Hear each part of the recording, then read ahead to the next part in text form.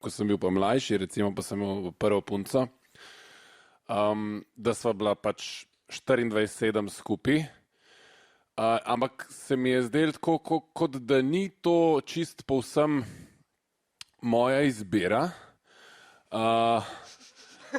Ne me narobe razumeti, sem bil zaljubljen in bila sva tudi prijatelja, ampak v bistvu sem se počutil na nek način malo ujetnik te zveze, pa ful sva bila mlada, ampak nisem pa nekako, nisem našel načina, kako bi v bistvu odprl to najino zvezo, ne zdaj, da jo odprem, ampak da bi v bistvu več se družil s svojimi prijatelji. Tako da je bil to takrat, recimo, ko sem bil star 16 let, ful velik izziv, ko sem ga zelo slabo rešil. Se pravi, da sem, ne vem, mislim, tako začel se izmišljati stvari, pa mislim, narobe.